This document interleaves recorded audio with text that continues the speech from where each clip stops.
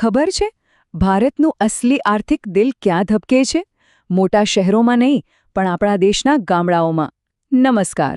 આજે આપણે ગ્રામીણ માર્કેટિંગની આ જ રોમાંચક દુનિયાને સમજવાના છીએ, જે ખરેખર તો ભારતના વિકાસની સાચી ચાવી છે. ચાલો આ સફર શરૂ કરીએ.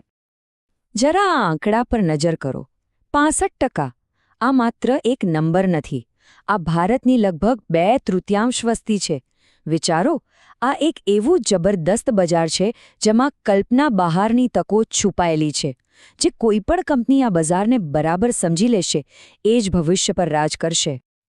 આપણી આખી ચર્ચાને આપણે 5 મુખ્ય ભાગમાં વહેંચી છે.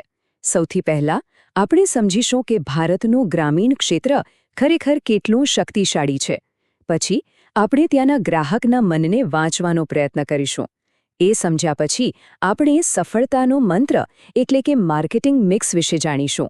અને સૌથી અગત્યનું, આપણે વિશ્વાસ જીતવાની કળા શીખીશું. અને છેલ્લે આપણે જોઈશું કે ડિજિટલ ક્રાંતિ આ આખા ચિત્રને કેવી રીતે બદલી રહી છે. ગામડું શબ્દ સાંભળીને આપણા મનમાં શું આવે? કદાચ ખેતરો, કાચા મકાનો, બરાબર ને? પણ એ તસવીર હવે જૂની થઈ ગઈ છે. આજનું ગ્રામીણ ભારત એક જબરદસ્ત આર્થિક એન્જિન છે જે આખા દેશના વિકાસને ગતિ આપી રહ્યું છે. તો આ ગ્રામીણ માર્કેટિંગ છે શું? સાવ સહેલી ભાષામાં કહીએ તો એ એક પુલ જેવું છે. એક તરફ છે શહેરોની મોટી મોટી ફેક્ટરીઓ અને બીજી તરફ છે ગામડાના કરોડો ગ્રાહકો. અને આ માર્કેટિંગ ખાલી સામાન પહોંચાડવાનું કામ નથી કરતું, પણ લોકોની જરૂરિયાતો, એમના મૂલ્યો અને માહિતીની આપ-લે પણ કરે છે. કોઈ પણ બજાર જીતવાનો પહેલો નિયમ શું છે? તમારા ગ્રાહકને ઓળખવું. અને જ્યારે વાત ગ્રામીણ બજારની હોય ને, ત્યારે તો આ નિયમ સોનાનો બની જાય છે. ચાલો આ હાર્ટલેન્ડના ગ્રાહકને જરા નજીકથી સમજીએ. જો ગ્રામીણ ગ્રાહકનું મન સમજવું બહુ જ રસપ્રદ છે. એમની આવક મોસમ પર, વરસાદ પર આધાર રાખે છે. એટલે એ લોકો દરેક રૂપિયો સમજી વિચારીને વાપરે છે. પણ હા, જો તમે એમનો વિશ્વાસ જીતી લીધો તો પછી એ સંબંધોને સૌથી વધુ મહત્વ આપે છે. અને યાદ રાખજો, અહીં ટીવીની જાહેરાત કરતાં પાડોશીની સલાહ 100 ગણી વધુ અસરકારક હોય છે. હવે આટલા મોટા ગ્રાહક સમુદાયને આપણે ઓળખીશું કેવી રીતે? શરૂઆત 2 સાદા સવાલોથી કરો. તેઓ ક્યાં રહે છે? મતલબ, શું એ ગુજરાતના પાણીવાળા વિસ્તારમાં છે કે રાજસ્થાનના સૂકા પ્રદેશમાં? અને બીજો સવાલ, તેઓ કોણ છે? શું એ યુવાન ખેડૂત છે કે કોઈ વૃદ્ધ પશુપાલક? બસ આટલું જાણવાથી આપણને એક પ્રાથમિક નકશો મળી જાય છે. પણ એ બધું તો ખાલી ટ્રેલર હતું. અસલી ફિલ્મ તો હવે શરૂ થાય છે જ્યારે આપણે એમના મનમાં ઉતરીએ છીએ. સવાલ એ છે કે તેઓ ટ્રેક્ટર શા માટે ખરીદે છે? સ્ટેટસ માટે કે પછી જરૂરિયાત માટે? અને તેઓ ખરીદી કેવી રીતે કરે છે? શું પાકની લણણી પછી જ? જે માર્કેટર આ શા માટે અને કેવી રીતેના કોયડાને ઉકેલી લે ને, એ જ સાચો વિજેતા બને છે. સારું, ગ્રાહકને તો આપણે સમજી લીધા. પણ હવે એમને આકર્ષવા શું કરવું? અહીં કામ આવે છે માર્કેટિંગના 4 જાદુઈ સ્તંભ, એટલે કે 4P. પણ હા, ગામડા માટે આ મંત્રને થોડો બદલવો પડે છે. ચાલો જોઈએ કેવી રીતે. ચાલો પહેલા 2 Pની વાત કરીએ, પ્રોડક્ટ અને પ્રાઇસ. ગ્રામીણ બજારમાં પ્રોડક્ટ એવી હોવી જોઈએ જે ટકે, મજબૂત હોય અને વાપરવામાં સાવ સહેલી હોય.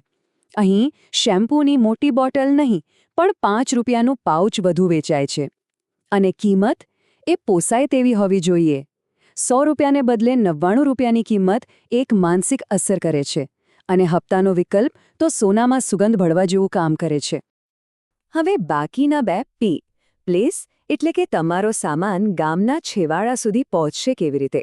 મોટા મોલ અહીં કામ નથી આવતા, પણ ગામની નાની દુકાન, અઠવાડિક હાટ અને ફરતી વાન જ અહીંના અસલી સુપરમાર્કેટ છે. અને પ્રમોશન? અહીં મોટા હોર્ડિંગ્સ કરતાં સ્થાનિક ભાષામાં છપાયેલું પોસ્ટર, મેળામાં લાઉડસ્પીકર પર થતી જાહેરાતો અને ગામના નાટકો વધુ અસર કરે છે. પ્રોડક્ટ, પ્રાઇસ, પ્લેસ, પ્રમોશન, આ બધું એક બાજુ. અને બીજી બાજુ માત્ર એક જ શબ્દ, વિશ્વાસ. ગ્રામીણ બજારમાં જો તમે લોકોનું દિલ જીતી શકો તો જ તમે તેમનું પાકીટ જીતી શકશો. ચાલો આ વિશ્વાસ બનાવવાની કળા શીખીએ. આનો સૌથી મોટો નિયમ આ સ્લાઇડ પર એકદમ સાફ લખેલો છે. વિશ્વાસ જ તમારી અસલી મૂડી છે.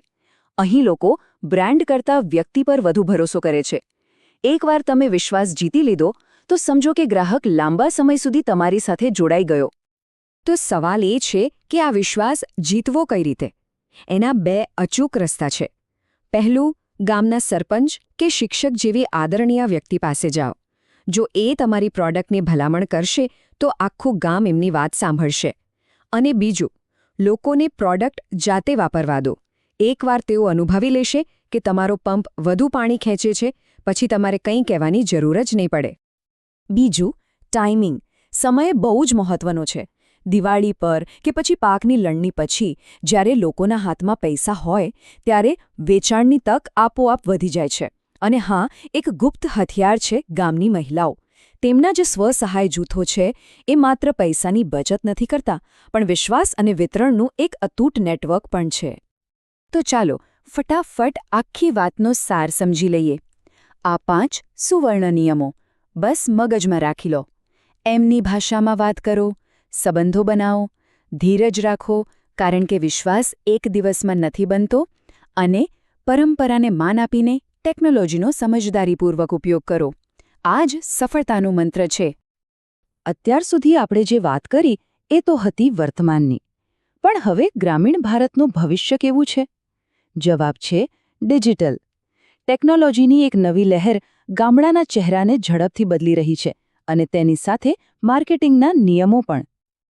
આજે ગામડે ગામડે સ્માર્ટફોન અને સસ્તું ઇન્ટરનેટ પહોંચી ગયું છે, બરાબર ને? અને આનો સૌથી મોટો ફાયદો વોટ્સએપ જેવી એપ્સે ઉઠાવ્યો છે. હવે કંપનીઓ સીધા ખેડૂતોના ગ્રુપમાં નવા બિયારણની માહિતી મોકલી શકે છે, ફોટો અને વિડીયો દ્વારા પ્રોડક્ટનું ડેમો પણ બતાવી શકે છે. સાચું કહું ને તો આ એક ક્રાંતિથી ઓછું નથી. અને વાત ખાલી વોટ્સએપ પર નથી અટકતી. ફેસબુક, ઇન્સ્ટાગ્રામ અને ખાસ કરીને યુટ્યુબ ગામડામાં ખૂબ જ લોકપ્રિય થઈ રહ્યા છે.